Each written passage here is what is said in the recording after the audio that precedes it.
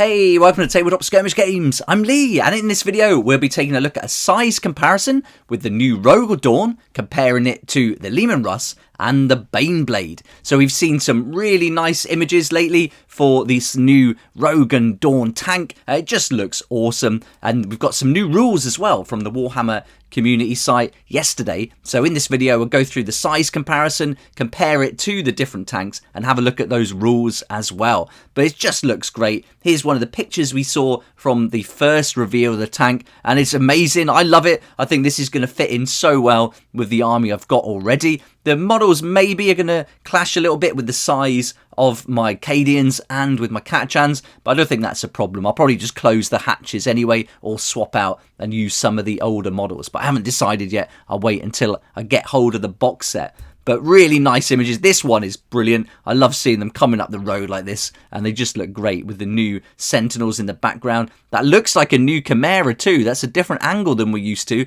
behind it. So I wonder if we're going to get a new version of the Chimera too. We'll have to wait and see. So yeah, some great images, but this is the one that featured in the article yesterday, showing us a really cool comparison from top down and from the front as well. And so this is going to fit in perfectly. I think the Rogal Dorn is like the bigger brother to the Leman Russ, but quite different from the Baneblade. The Baneblade's certainly more angular, whereas this new Rogal Dorn is a bit more curvy, and I like the style of it. I think all three of them look like they belong together in an army, which I can't say for some other models we saw recently, but this certainly does work. It looks great, and I think it's going to fit in really well. Also, not quite as big as I thought it was going to be. I thought it may be a little bit bigger than this, but I'm really happy with the size. I think it works great. So for me, mid-size, that's great to fill that gap, because it was a big jump from the Leman Russ up to the Baneblade and all the variants. So having this in the middle just makes complete sense, and having them lined up like this just looks so cool. So having this chunky tank as well is really great. It certainly looks robust, and it looks like it's going to take some damage and do it too, and we'll find out more about that when we look at the stats later on. It also looks like it fits in, like I've said already, with the army, and with all those weapon options, it's just going to be armed to the teeth and going to do some proper damage. So I can't wait to get hold of it and give it a go.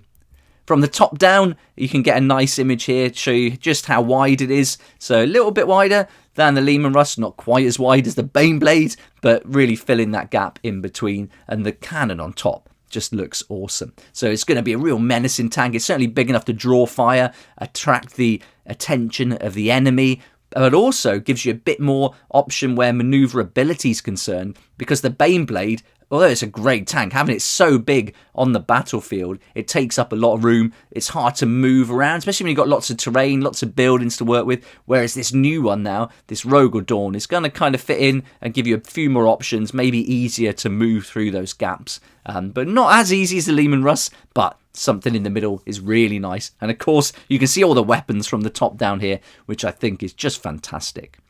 So here's the image up close.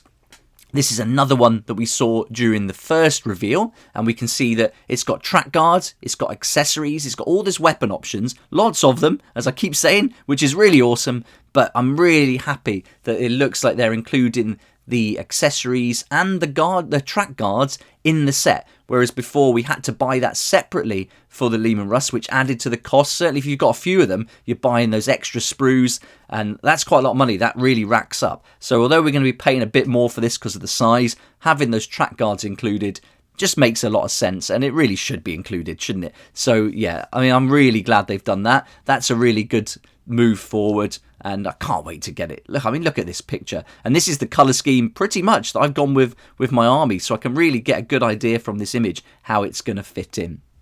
Now, I haven't been watching any of the rules that have been leaked so far on YouTube, so if you've been seeing them, you're probably familiar with the rules that they put out in the Warhammer community article yesterday already. But if you haven't been following the leaks like me, then this is some good news. It's confirmed rules, which is always important, and they're going to be included in the codex. Now, it's nothing to say they're not going to change this with updates like they did with Leagues of Votann, but for now, we know this is confirmed, and this is the rules we're going to get. So there's some changes, I think, to the Leman Russ, but let's compare the Leman Russ and the Rogal Dorn and have a look at their stat lines. So yeah, I was ignoring those leaked rules, but happy with the official ones. So let's get stuck in. Here we can see the two side by side, and right away the movement, weapon skill and ballistic skill, that's going to stay the same. So each one's going to get movement 10, weapon skill 6+, ballistic skill 4+. So nothing different there. But now the changes start. The Leman Russ is strength 7, where the Rogue Dawn is strength 8. So that's a nice addition. Only one more, but it does make a difference, especially when you're going up against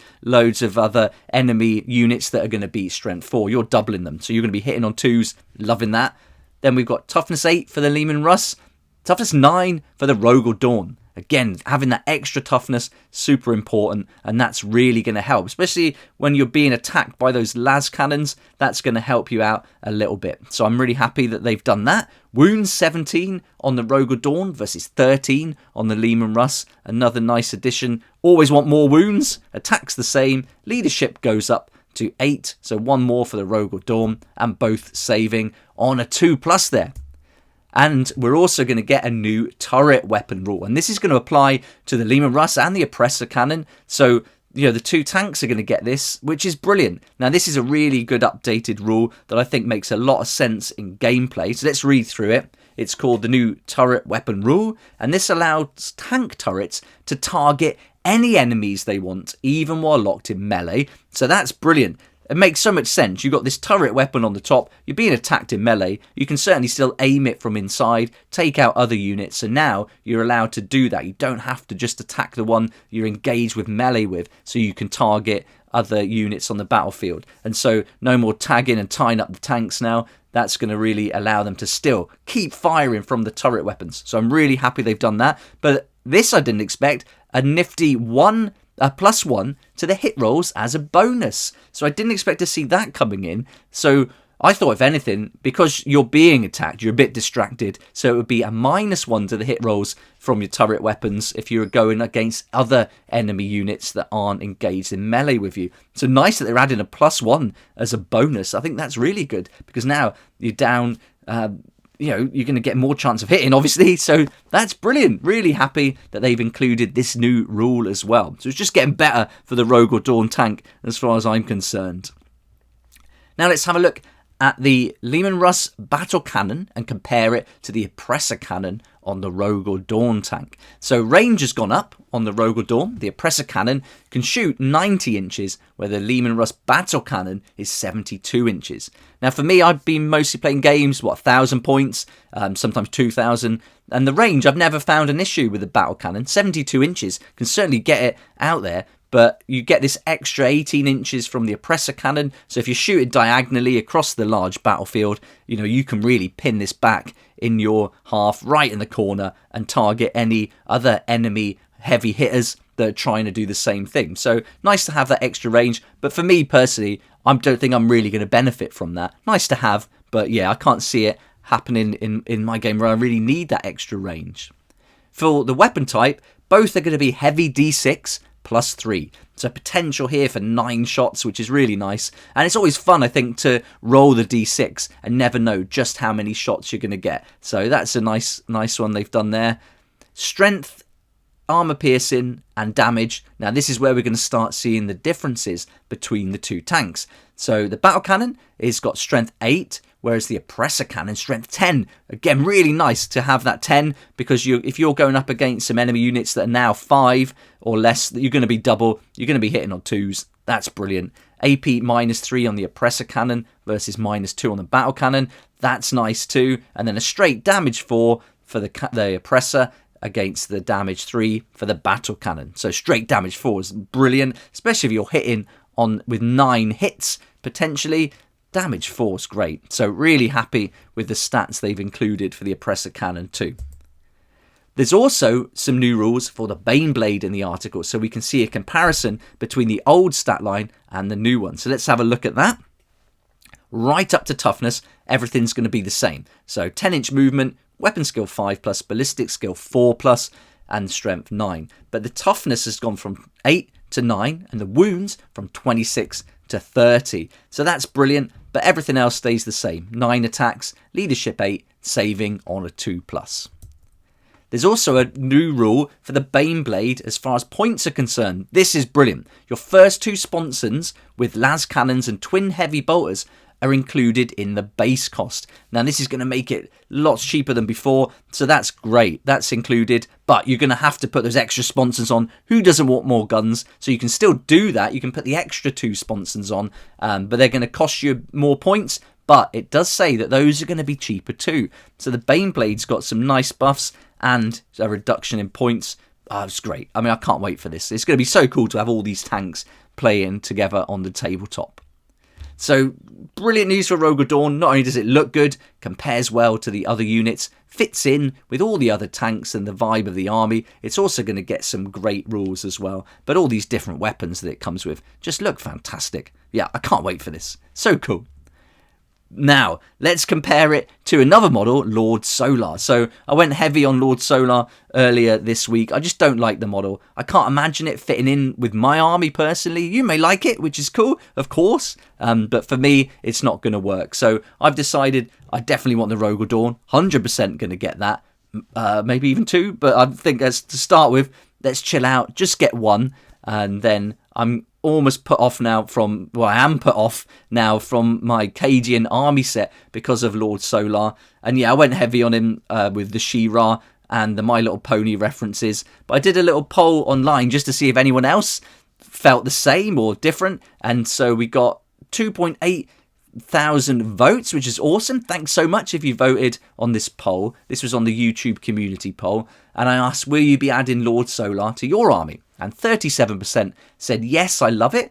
And 63% said, no thanks, not for me. So yeah, quite a difference, quite a big difference there, with 63% not really into it, but 37% like it. So that's cool. But yeah, it's not for me. And I decided I won't be getting the Cadia Stands army set now. So I've got so much left from what I've been working on with my up to or more than 6,000 point Cadian and Catachan combined army for my Imperial Guard. So I've got lots to work with already. And I think the Rogue Dawn is going to fit in really nicely with that. And what I wanted to do with this new Cadia Stands army set was build a different, more urban regiment, go with the grey, include the Rogue Dawn there, and also any new models that came out after this box set was revealed. But I just don't really like the Attilan Riders. I don't like the new Lord Solar.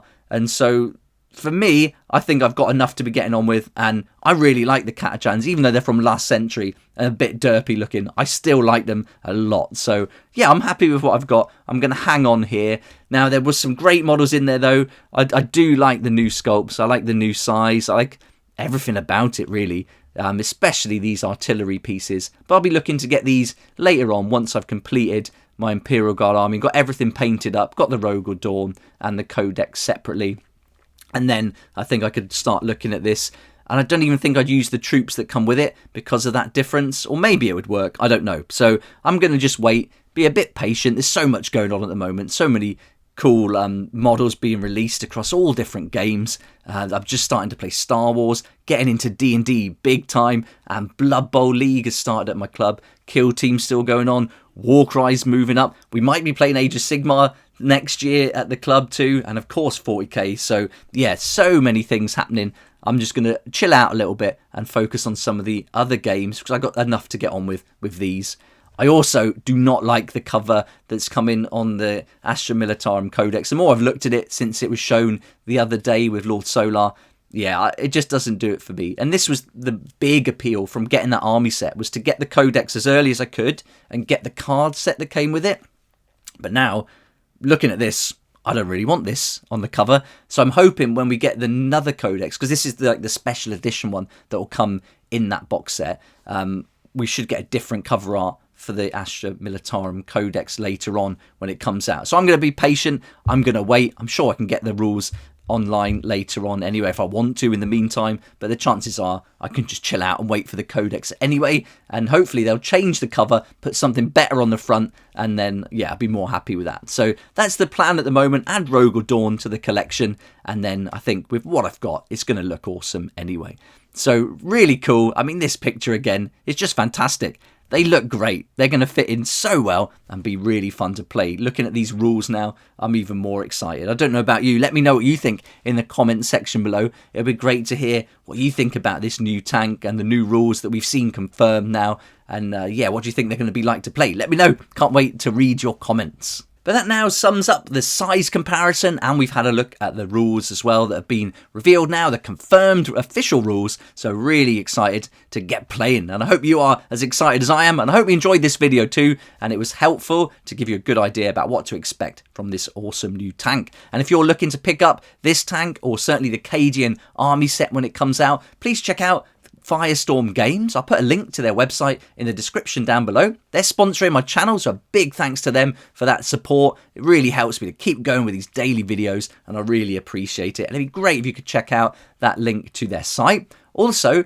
we might be getting a code again, so you can save a little bit more, and hopefully we'll get that in time for when the Rogal Dawn is released, certainly for the Cadian army set. Fingers crossed on that. More coming soon. I'll certainly let you know when we do get it. But it'd be awesome if you check them out, and big thanks again to Firestorm Games. A big thanks to you for watching this video. Hope you liked it. If you did, please hit the like button, subscribe for more videos like this one, and don't forget to hit that notification bell too to join me here next time on Tabletop Skirmish Games.